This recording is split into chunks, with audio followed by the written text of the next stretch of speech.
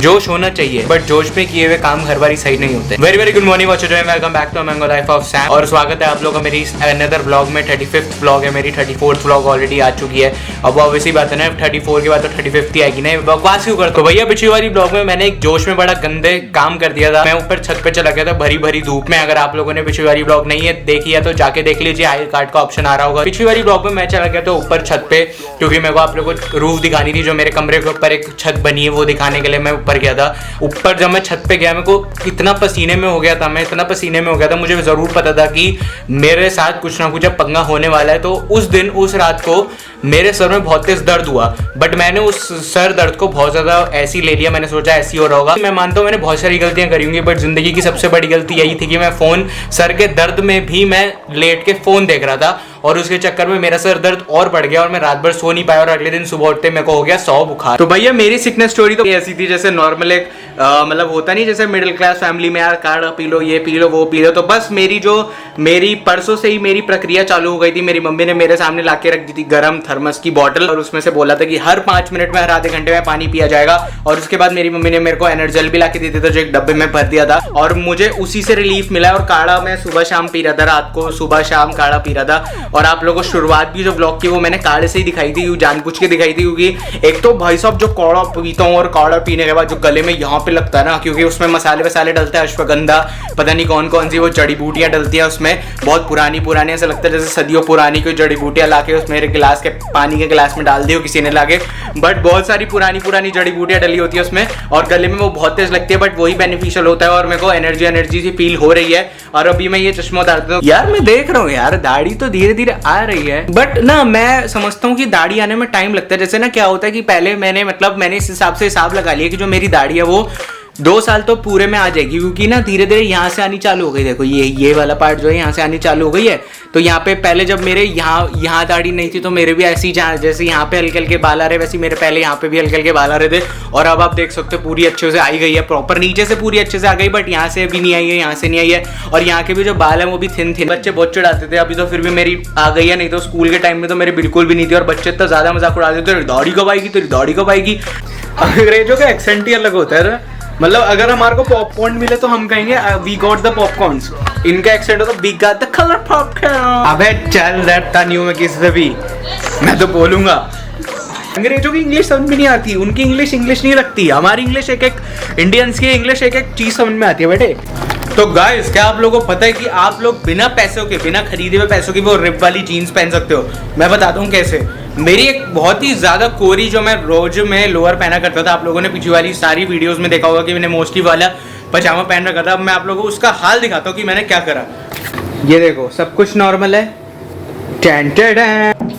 भैया मैं नहा रहा हूँ बिल्कुल तपते गर्म पानी में, क्योंकि अभी जस्ट तबीयत खराब हो चुकी है। अगर मैं सीधा जाके ठंडे शावर के पानी में घुस जाऊंगा ना तो एक बुखार फिर से हो जाएगा, 101 बुखार।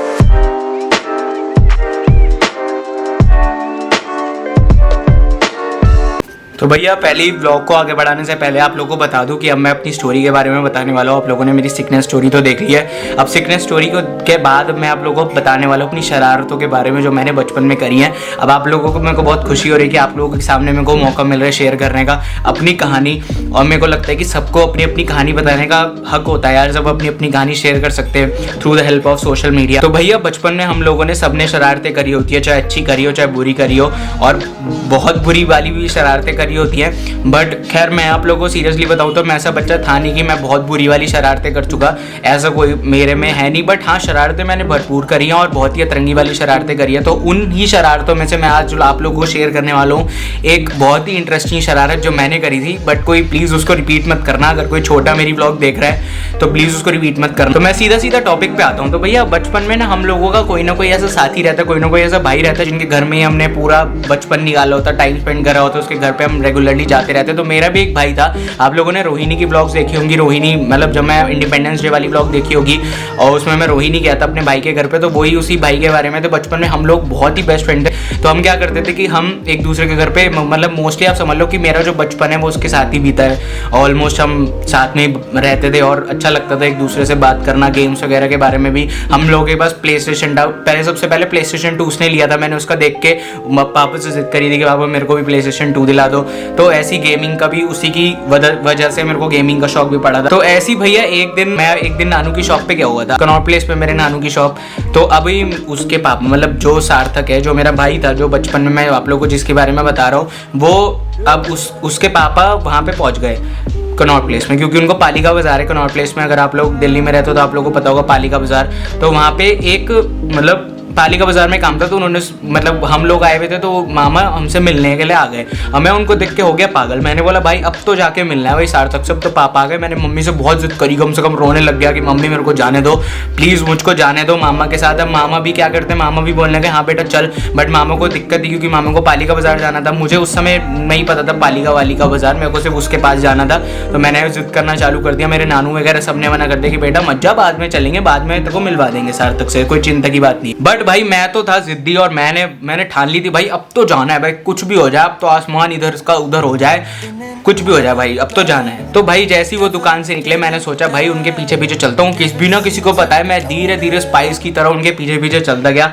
और भाई उन्होंने अपनी गाड़ी का लॉक खोला और मैंने उस चीज़ का फ़ायदा उठा के पीछे वाली सीट पे मैंने पीछे वाला गेट खोला और पीछे वाली जो बैक सीट होती है उसके नीचे जगह होती है उसमें जाके मैं लेट गया। ठीक है, अब वो भी गाड़ी में बैठे, उन्होंने मेरे को देखा नहीं, उनको लगा कि भाई ये कौन है, मतलब उन्होंने ऑब्जर्व नहीं करा क्योंकि उस समय रात हो रही थी और सोने पे सुहागा हो रहा था कि मैंने काले कपड़े पहन रखे थे, जो मैं लेटा हुआ था, किसी को दिखने का कोई मतलब ही नहीं था। कैसे ना कैसे मिशन सक्सेसफुल हो गया और मामा ने मेरे को नहीं देखा और हम गाड़ी मामा चला के लेके गए पालिका बाजार की पार्किंग में, जाके गाड़ी खड़ी कर दी और भाई वो गाड़ी लॉक करके चले गए। मैं 5 मिनट वेट करी, 15 मिनट हो गए, 20 मिनट हो गए, आधा घंटा हो गया, बट आधे घंटे से कोई आए नहीं। मैं वेट करे जा रहा हूँ भाई कौन आएगा, मैं पसीने भर। मैं फिर उसके बाद मैंने सोचा भाई अभी तो मामा को लगने वाला है 1-1.5 घंटा, मैं क्या करूँ यहाँ पे बैठ के, इतनी लेट हो चुकी है। अब मैं घबरा गया, मैंने बोला भाई मामा तो चलेगा, कुछ भी करके ना मेरे को करना पड़ेगा कुछ, मेरे को जाना है यहाँ से। ठीक है, तो मैंने क्या करा, मामा की गाड़ी का गेट खोला और फिर बाहर निकला। मैं पार्किंग में जैसे निकला तो भाई 3-4 लोग आ गए, 3-4 मतलब लोग आ गए। मुझे लगा भाई वहाँ पे ना बहुत सारे स्मैकियाँ घूमते हैं, मतलब नशेड़ी।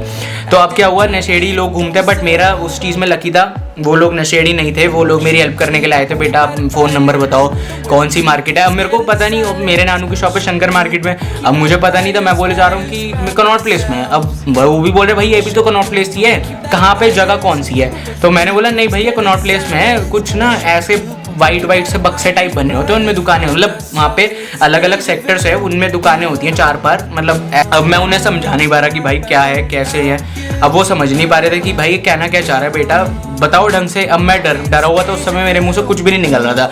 फिर एकदम से ना कुछ मतलब पूछते पूछते मैंने नंबर बताया मौसी का, फिर उन्होंने फ़ोन करा कि आपका बेटा इधर है, वो रो रहा है, वो पालिका बाजार में है। मुझे कुछ भी नहीं पता था पालिका बाजार में, कोई इवन कि ये भी नहीं पता था कि नानू की शॉप का है। मैं बिल्कुल एक तरीके से खो चुका था मतलब वहाँ पे। फिर उसके बाद एक पार्किंग वाले ने मेरे को देखा, पार्किंग वाले ने देखा कि गाड़ी के बाहर रो रहा है कोई बच्चा, तो उन्होंने अब पार्किंग में जाने से, गाड़ी पार्क करने से पहले ना वो लोग क्या बोलते हैं कि आप बाहर नंबर लिखवा दीजिए, कभी कोई दिक्कत हो गाड़ी हटानी हो तो आपको कॉल कर देंगे। तो भाई मामा को कॉल आ गया कि आपकी गाड़ी के बाहर कोई बच्चा रो रहा है। भाई वो फटाफट से भाग के आए, फिर उन्होंने देखा तो यार ये तो सब में की है। फिर उसके बाद उन्होंने मेरे को क्या डांटा तो नहीं, मेरे डांट रहे थे हल्का कि बेटा ऐसे मत कर, अगर बेट ऑब्वियसली बात है ना, वो डांटेंगे तो नहीं, तेरी ऐसे ठोक देंगे को नहीं, ऐसा कुछ नहीं करा था। उन्होंने भी प्यार से समझाया कि बेटा ऐसे मत कर, अगर कोई घबरा जाता। बट जैसे ही मैं नानू की शॉप पे पहुंचा, सबसे पहला भाई साहब नानू ने मेरे को थप्पड़ मारा, और वो सबसे पहला था कि नानू ने मेरे को मारा। नानू कभी भी नहीं मारते, नानू सबसे प्यारे हैं इस दुनिया के, क्योंकि वो कभी भी किसी आज तक उन्होंने गुस्सा नहीं करा। बट पहले टाइम मैंने देखा कि उन्होंने गुस्सा करा,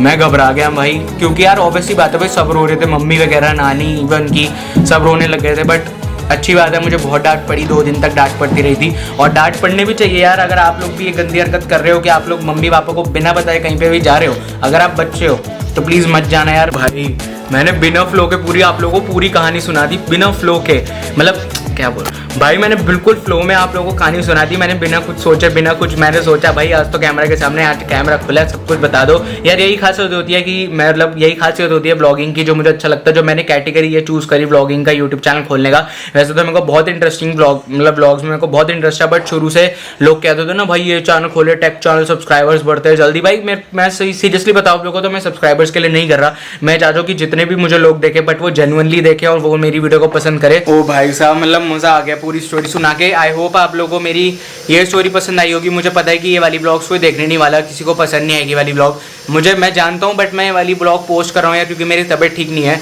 और मैं ज़्यादा इधर उधर जा नहीं सकता, ऊपर नीचे जा नहीं सकता। कभी आप लोगों ने केसी नाइस्टैट की वीडियो देखी है तो केसी नाइस्टैट की वीडियोज़ में मैंने जो देखा है उनकी वीडियोज़ में ट्रैवलिंग भी होती है, प्लस उनमें कोई स्टोरीज भी होती है। आजकल जो ब्लॉग्स यार डाल रहे हैं, वो डेली ब्लॉग्स जो आजकल डाल रहे हैं, उसमें स्टोरीज हैं। आप लोग अगर देख रहे होंगे तो वो स्टोरी है।